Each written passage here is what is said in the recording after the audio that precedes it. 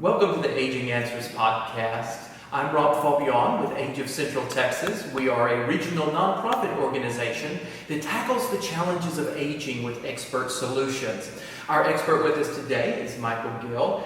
He is not only the president of Texas Senior Living Locators, but also a fellow caregiver taking care of his aging mother. And Michael, we wanted to have you come visit with us today because we want to tackle a question that we get asked practically every day. Caregivers who have their mom, dad, husband, wife that are living with them, and they've reached a point where they just can't provide the level of care for their loved one that they need. Either there's been a health issue that's happened and now they are a little further along in their journey where they need someone who can care for them better. There might have been a family change or a life change.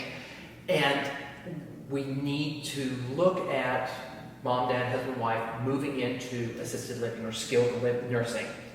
But mom made me promise never to put her in a home. And every time I bring up the subject, mother goes into a rage. You're betraying me. You promised me you'd never do that. But that's what is going to be the best thing for her. As someone who works with caregivers every day in your line of work, how do you help caregivers address that type of question or that situation if they feel like they've been boxed into that corner? Well, it's a very difficult question because it's an emotional issue as well as a functional issue.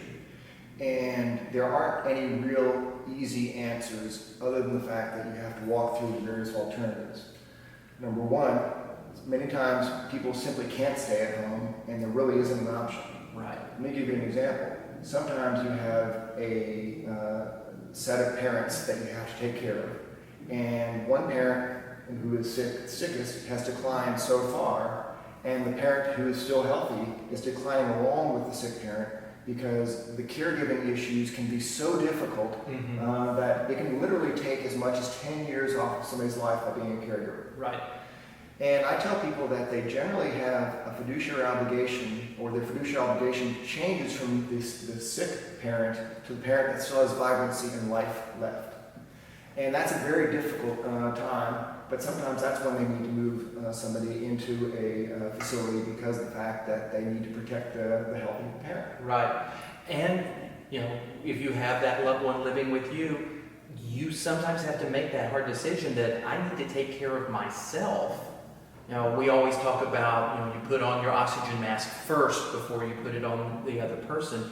And as a caregiver, you have to take care of yourself, because you're not going to be any good to the person that you care for if you decline to a point where you need care. True, and it's a sad fact that you can never do enough for an aging parent, particularly when they have dementia or something.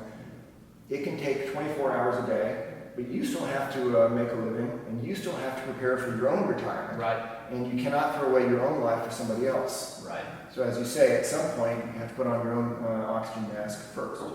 Another thing that a lot of people don't realize, though, is that by putting somebody in a caregiving situation where they're being taken care of by somebody else, you actually get to change and redefine your relationship. That's so true. that you're no longer a caregiver, you're now the loved one who is there to give comfort and entertainment and just a sense of family that they don't get otherwise. That's true, because it does lift that burden off of you where you're not having to be the parent of your parent anymore.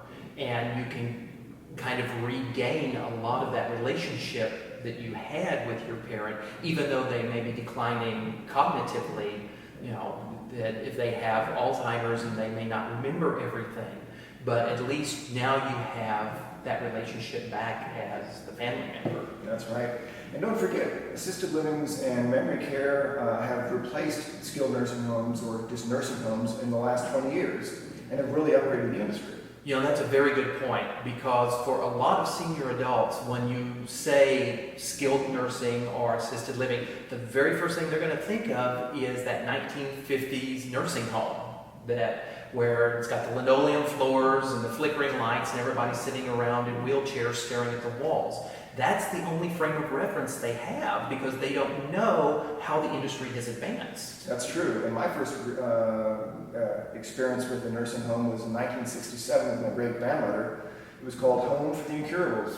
Isn't that an awful name? Yeah. And this was before they had disposable diapers, and the whole place smelled. And that would horrify anybody. Right. And we really don't have those type of places anymore. The cuckoo's nest type of places are no longer around. Right. The industry has advanced quite a bit over the past few years, and not only do we have better knowledge and ability for caring for senior adults, but there's more of a focus on the individual, and so that one size fits all doesn't exist anymore.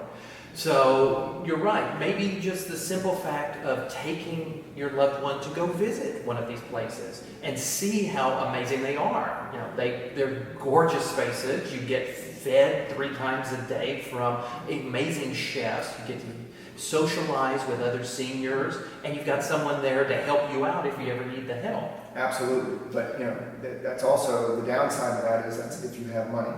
Okay. And not everybody does have money. And the alternative sometimes is Medicaid. And that's still a much better alternative than living at home in an unhealthy type of situation. But my mother, money is not my mother's problem. We have her in a lovely place, as we say, and I will tell you that no matter how much I do, and I generally visit her at least twice a week, no matter how much I do, the guilt never quite goes away. And I think that's just a function of having aging parents. Yeah, that's just the human part of it. But that's also a good point that a lot of times it might help to have a third party help you in delivering that news to your loved one that it's time to start thinking about assisted living or to think about skilled nursing. Someone like their doctor, talk with their doctor and ask them if they will have the conversation with the parent, or their minister, or someone that they trust, someone that they know. And one thing I tell people too is whenever there is a crisis, never let a good crisis go to waste. That's usually the best turning point or landmark in somebody's life to get them to move from one situation to another. It's easier to go straight from a hospital to an assisted living than it is to go home. That's true. That's true. Michael, thank you so very much for your expertise. We appreciate it.